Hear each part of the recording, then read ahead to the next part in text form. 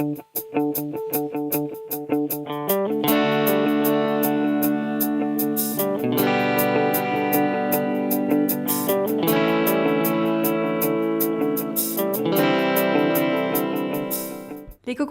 a été définie une première fois en 2002 dans la norme sur le management environnemental comme étant l'intégration des aspects environnementaux dans la conception et le développement de produits. En 2009, une directive a complété cette définition en précisant que l'objectif est d'améliorer la performance environnementale du produit tout au long de son cycle de vie. En synthèse, sur le sujet qui nous intéresse ici, éco-concevoir un emballage, c'est intégrer l'environnement dès sa conception pour que l'emballage remplisse son rôle, voire améliore le service rendu au consommateur, tout en réduisant les impacts sur l'environnement à toutes les étapes de sa vie. On décrit généralement l'éco-conception comme un processus en 5 étapes. La première est la question du service rendu par mon emballage. Est-ce protéger le produit, permettre son transport, servir de support de communication, attirer le consommateur, suivre la cadence de production? Certaines de ces fonctions sont plus prioritaires que d'autres. L'objectif de ce questionnement est d'identifier les fonctions indispensables, y compris celles qui ne sont pas visibles par le consommateur, à respecter impérativement pendant l'éco-conception. Cette distinction est une étape clé pour dégager des premiers leviers d'éco-conception de votre emballage.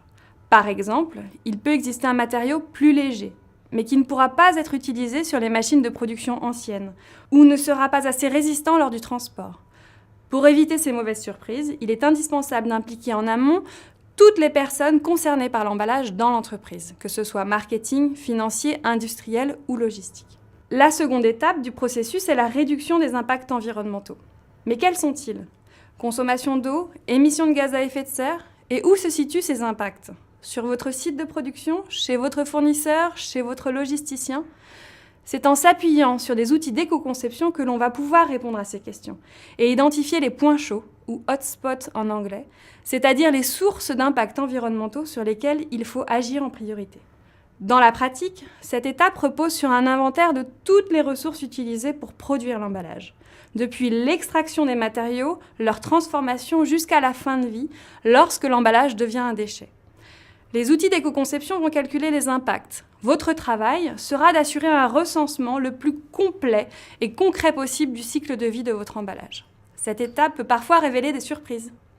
Il s'agit maintenant d'imaginer des solutions pour réduire les impacts. La créativité de l'équipe projet entre en jeu. En cas de panne d'inspiration, de nombreuses checklists d'éco-conception ou de guides de bonnes pratiques regorgent d'exemples d'actions qui permettent de réduire les impacts environnementaux. On distingue généralement 3 grands types de stratégies d'éco-conception. L'innovation incrémentale, qui est une démarche peu perceptible par le consommateur, car on va rester sur un même besoin et un même usage du produit. On optimise l'existant.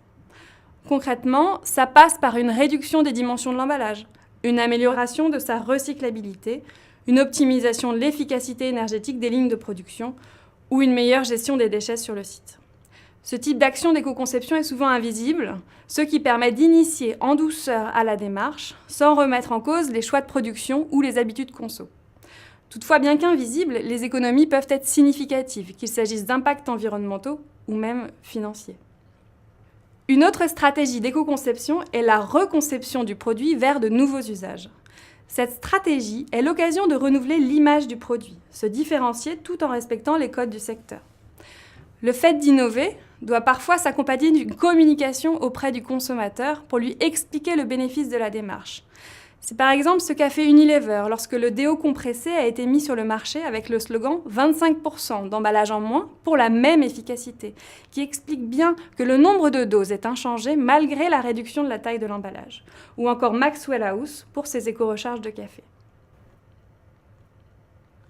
Enfin, la dernière stratégie d'éco-conception est la stratégie de rupture. Innovation et rupture sont les 2 mots-clés pour cette stratégie d'éco-conception. Le besoin initial et les attentes à satisfaire sont reconsidérés en termes de services rendus et fonctionnalités. Cette démarche aboutit généralement à un nouveau concept de produit avec de nouvelles valeurs et fréquemment de nouvelles fonctionnalités. Une plus grande efficacité fonctionnelle et durabilité du produit, le passage du produit au service. Les exemples les plus connus se trouvent dans le domaine de la mobilité, vélo en libre partage, autopartage, covoiturage, et ils s'étendent à l'allocation de matériel de bricolage et d'électroménager. Le consommateur ne cherche plus à posséder, mais à utiliser ces objets. Parmi toutes les pistes imaginées par l'équipe projet, il faut maintenant identifier lesquelles sont réellement bénéfiques pour l'environnement et dans quelle mesure. Retour aux outils d'éco-conception. L'équipe projet doit maintenant comparer les impacts environnementaux des solutions les unes par rapport aux autres pour éviter de mettre en œuvre de fausses bonnes idées. Attention, ces outils ne sont que des outils, c'est bien à l'équipe de décider. D'ailleurs, bien souvent, certains impacts environnementaux ou certaines étapes seront améliorées et d'autres dégradées. Il faut donc choisir la solution qui présente le meilleur bilan environnemental et qui correspond aux objectifs de l'entreprise, au positionnement du produit. Enfin, la 5e et dernière étape de notre processus. La nouvelle solution étant identifiée et validée en interne, place au terrain. Il s'agit maintenant de la mettre en œuvre opérationnellement avec les équipes industrielles qu'il va falloir former et accompagner à cette nouvelle démarche. Cette étape sera plus facile si les équipes ont été impliquées en amont et si elles ont déjà analysé la faisabilité technique de la solution. Mais n'oubliez pas, les technologies, les matériaux, les besoins des consommateurs, les stratégies d'entreprise évoluent. Cette nouvelle solution mise en place pourra être re-questionnée quelques années plus tard pour aller encore plus loin dans la réduction des impacts environnementaux. L'éco-conception est une logique d'amélioration continue.